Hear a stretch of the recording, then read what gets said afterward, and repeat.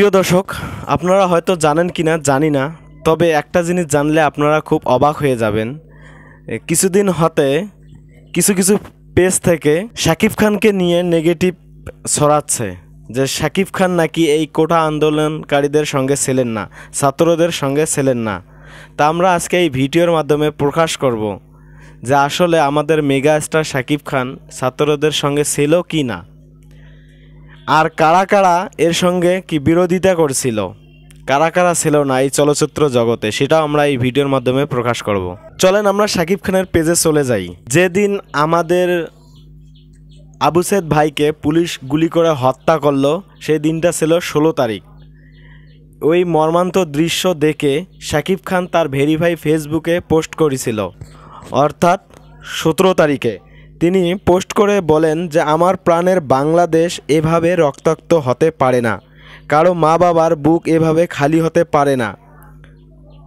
আপনারা যারা অভিভাবক পর্যায়ে আছেন তাদের কাছে অনুরোধ রইল, এখন এই আন্দোলনকারী শিক্ষার্থীদের সাথে কথা বলে এই সংকট যৌক্তিক সমাধান বের করুন।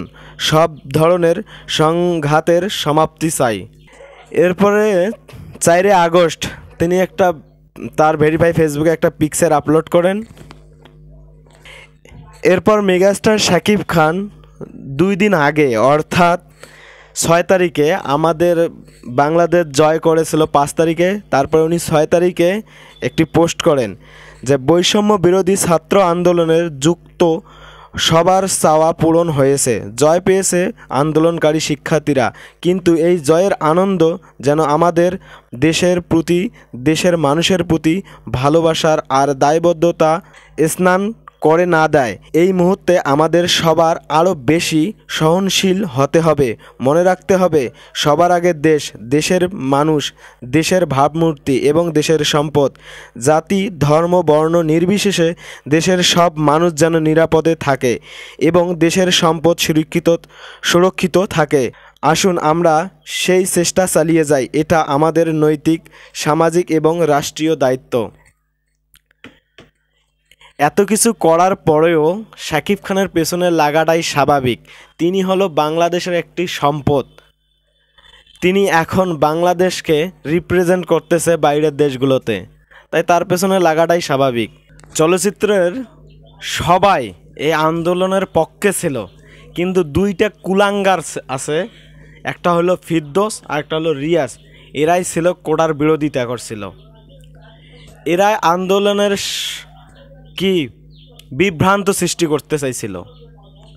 এদেরকে এখনও কিছু করা হলো না, আর অথচ যারা এই আন্দোলনকে দমিয়ে রাখার জন্য বিভিন্নভাবে চেষ্টা করেছিল তাদেরকে নিয়ে ষড়যন্ত্র করা হচ্ছে।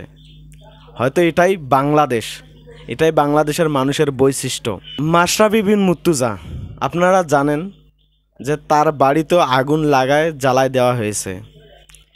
এটা কি ঠিক? এটা কখনো ঠিক হয় নাই। উনি তো সরকারের একজন গোলাম ছিলেন। উনি ওনার জায়গা থেকে একটাও পোস্ট করেননি, না সরকারের পক্ষ নিয়ে পোস্ট করেছিল না ছাত্রদের পক্ষ নিয়ে পোস্ট করেছিল। উনি কারো কোনো পক্ষ নিয়ে কোনো রকম কথা বলেনি।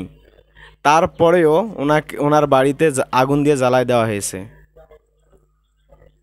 আসলে এই ধীরে ধীরে সব কিছুই বেরিয়ে আসবে যে এই আগুনটা লাগালো কে।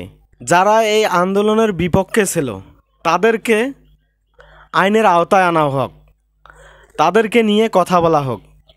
কিন্তু যারা সরকারের কর্মচারী ছিলেন, সরকারের চাপে কিছু বলতে পারেনি এবং ছাত্রদেরও পক্ষেও হয়নি বিপক্ষে হয়নি, কিন্তু তাদেরকে যেন কোনো রকম আঘাত সহ্য করতে না হয়, আমরা এটাই আশা করি। তো সকল সাকিবিয়ানদেরকে আমি একটাই কথা বলতে চাই, আপনারা সচেতন হয়ে যান। আমাদের মেগাস্টার শাকিব খানকে নিয়ে বিভ্রান্ত সৃষ্টি করা হচ্ছে, কিন্তু আমরা সাকিবিয়ানরা থাকতে কখনো এটা মেনে নেব না। যারা শাকিব খানকে নিয়ে ষড়যন্ত্র করার চেষ্টা করতেছেন আপনারা সাবধান হয়ে যান, কারণ সাকিবিয়ান থাকতে শাকিব খানের কোনো কিছু হবে না, হতে দেই নাই, ভবিষ্যতে হতে দিব না।